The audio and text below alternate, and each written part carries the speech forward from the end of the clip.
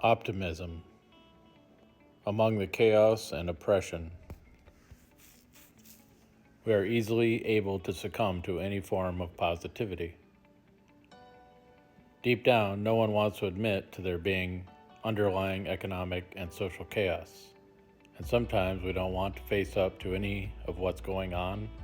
It's way easier to stay oblivious or to just flee to the narrative that everything will be normal again soon. We just have to get past each hurdle, like herd immunity, or we have to get vaccinated, and all will be fine.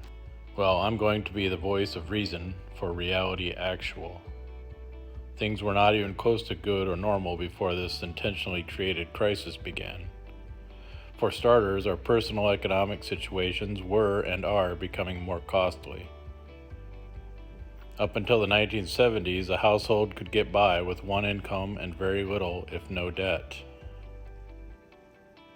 Since then, we have had to borrow more and more to accomplish the same.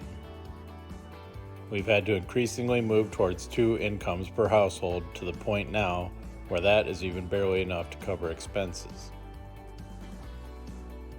In a society that dictates bigger and newer gets the prize. Instead of living in a 2-bedroom house, we have to go for that 4 to 5 bedroom house and those brand new cars, or we are considered losers by our peers and potential mates. We have to take on debt just to get a good credit score in order to take on more, cheaper debt. Our government counts on us taking on insane amounts of debt to keep the system and their wheels greased and to follow in their footsteps of parabolic debt beyond their means. We're taught very little about real economics in our schools. We're only told to budget and not live beyond your means and to save all you can. Well, what a 14 to 18-year-old sees and hears is how they need the best clothes, the best car in order to attract a partner. And the easiest way is through credit, by either borrowing off their parents or working a part-time job to qualify for a credit card. If they don't, they'll be labeled a loser and will not attract a partner or grow their score to get even further indebted. And it's all socially acceptable because they can watch the government indebt itself. All under the premise that without credit you are nothing and can't get anything. We're in a debt trap that started with great careers being shipped overseas that allowed us to live within our means. We could afford a home, cars, and health care on one person's income. We've been hampered by government overreach and corporate greed. Our incomes have stumbled and stagnated by mediocre careers, taxation, overpricing of housing and transportation, healthcare costs, and extremely overpriced schooling, not to mention degrees that are limp upon receiving.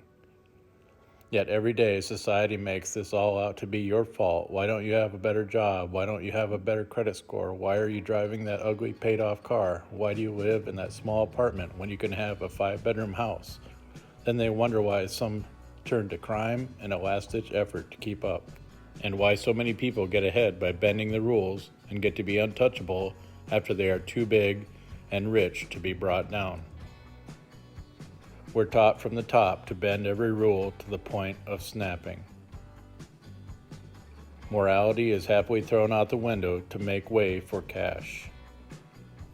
So by the time you get to where our leaders and corporatists are, you have no morality left and spend all of your time covering your tracks with deception, corruption, crisis, and propaganda. And the ultimate deception of pretending to care about the people you walked all over on your way up. And what's further sickening is these leaders and elites have the nerve to tell you how you should be living and that they know what's best for you.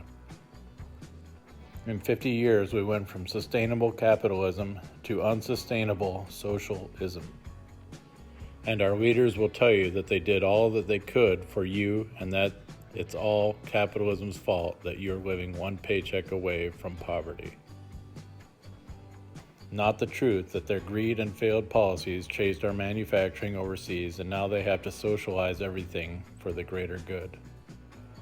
Their narcissistic hypocrisy makes me sick.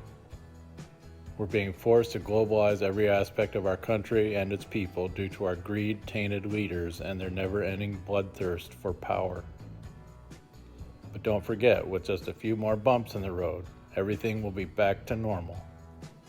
Funny how they can decimate our economy and entire sectors of it, take our freedoms and rights, condition us to isolationism, have the ignorant and unsuspecting salivate every time they ring the stimulus bell, and yet tell us if we play along, everything will go back to how it was. Even though the way it was, or normal, was a sham and an illusion, and completely economically unsustainable for any of us.